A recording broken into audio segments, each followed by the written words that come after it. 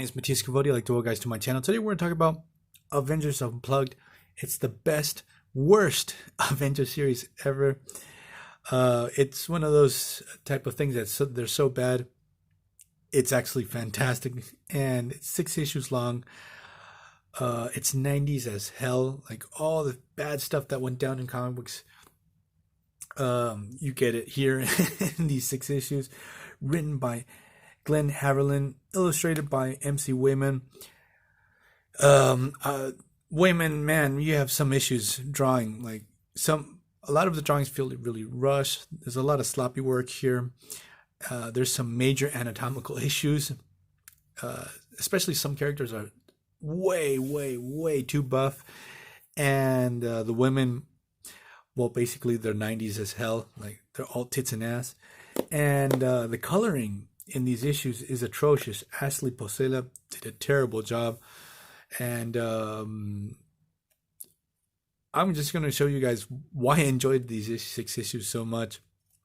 Even the bad stuff is just, I just got a blast out of it. So in the first story, in the first issue, we have the Avengers have captured this new Count Nefarious, which this version of Count Nefarious I'm not very familiar with. This one's like the second one. His name is Lloyd. He has history with Moonstone, and he's taken to this prison. He has a lot of bad blood with Moonstone, because when he's taken into this prison, he sees her in one of the cells. He totally flips out, breaks away from his restraints, starts just destroying the guardsmen around him. Wants to get to her. He gets into her cell. She tries to talk him down, tries to manipulate it, but the thing is, he's so angry. His rage is so great that he just wants to straight up kill her. So the Avengers have to jump in and try to save the day. Here we get a first glimpse of the art. This is Giant Man, and something's wrong here. Like the proportions are just all off. In all these 6 issues, like the question of being the guys are just way too buff, and Count Nefarious is incredibly powerful, so the Avengers are having a real hard time stopping him. The battle just, even though we have a couple heavy hitters, we have Giant Man, Hercules, Vision, none of these guys can slow him down. Here's where I'm telling you about the coloring. Like they're going for something, like trying to show off how intense the situation is, but it just looks bad. Like here, the coloring's all off, and again, the art is just not right. Again, here we have another page where the color has just stopped working. They're trying to go for something, I know, but it just looks really bad. So the Avengers are able to defeat Count Nefarious using Vision. He gets super dense as a diamond. They use the fastball special on him. They knock him down. But here's one real good aspect of good writing here. Black Widow and Moonstone are tussling outside. Moonstone's about to blow off Black Widow's head, and Black Widow negotiates with Moonstone. It's like, hey, if you go back, you're gonna have a lighter sentence. No one's gonna go out there and try to hunt you down. Things will be better for you. Make this easier for yourself. So it's really cool to see some good writing on the last page, showing off Black Widow's negotiation skills. So next issue, we have the Avengers battling against Graviton, my favorite loser villain from the Avengers Rogues Gallery. Probably one of the worst villains the West Coast Avengers had to deal with, right up there with Master Pandemonium. So, like, again, here's Hercules. His muscles are just all over the place. Look at his super small head here. So you have to battle against Graviton. His powers have gone crazy. He basically has leveled the whole town somewhere in the Midwest of the United States. And what Graviton does, he tricks Henry Pym to shower him with Pym particles, but it was sort of a trap. He needed those Pym particles to become even more powerful and gain control over his Graviton powers. Becomes like this Graviton god. But he's defeated and outsmarted by Vision. He's teleported to another dimension. Vision's almost killed, but the Avengers save the day. Now, in issue number 3, this is like as 90s as you can get in this issue. So, get ready. We have Black Widow and Crystal going to a stripper, female strippers. While they're at this stripper place, Super Adaptoid has arrived to the city. He recently had fought the Thing.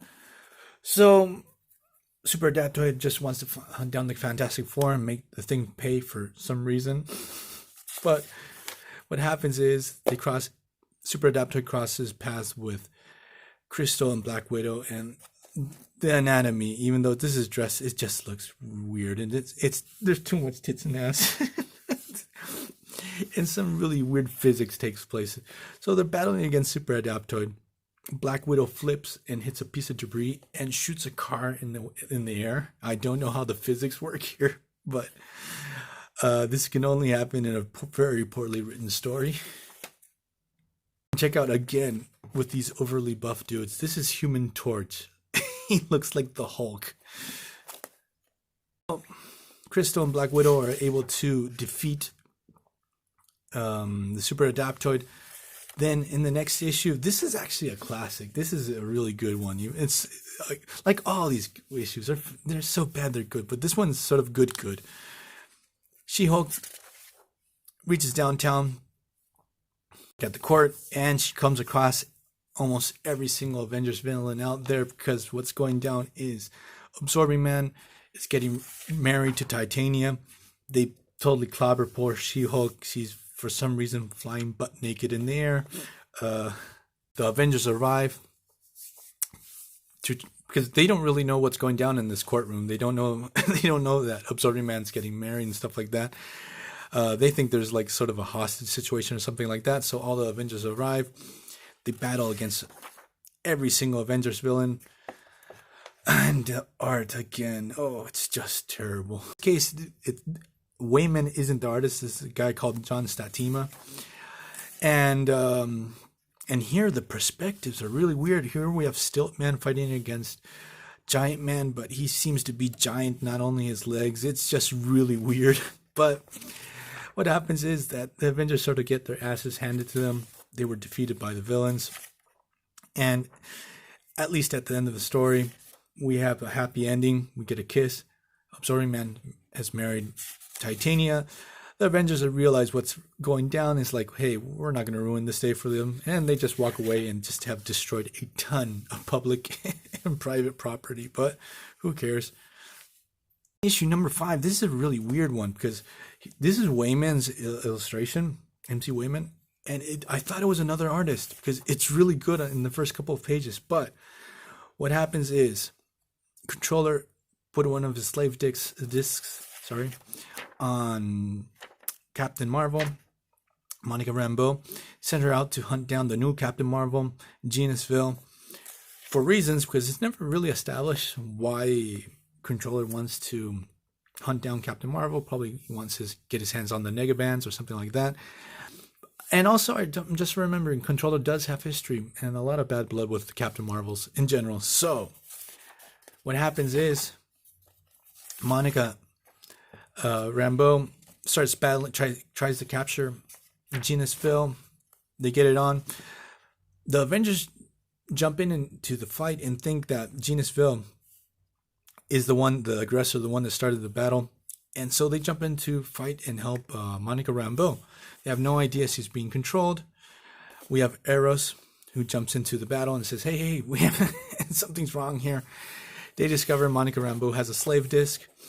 And obviously they go after the Controller, but they discover someone's controlling the Controller, and we never find out. So the only relevant thing here is that Monica stops using the name Captain Marvel in this issue. She decides to go with the name Photon, and she gives her blessings to the new Captain Marvel to be captaining, marveling around the Marvel Universe. And way down the line, we're going to get the Captain Marvel ongoing series that was really awesome. And in the last story, we have a very confusing story with the villain. I think his name is Bloodwrath. he's a character that gets cursed by the Ebony Blade. He turns into this like soul-eating monster. He pops up in the Avengers Mansion. He's not feeling too good. They take him in, and what he does, he goes into the Avengers basement and steals the Ebony Blade, but another one from the another universe brought to the main 616 universe by this guy called Proctor. He was like the evil version of Black Knight. So they have to deal with this guy, and what happens is that they have to go find the other Ebony Blade that's, for some reason, in Attilan during the Atlantis Rising crossover, a story that I totally missed out on. No, yeah, it's called Atlantis Rising. So I'm gonna end this video here. Again, this is so bad. It's good. It's so 90s as hell. The art, too much muscle, too much tits and ass. Very rushed, very sloppy. The dialogues are super 90s too. Like, so I hope you guys like this video. See you guys next time. Bye.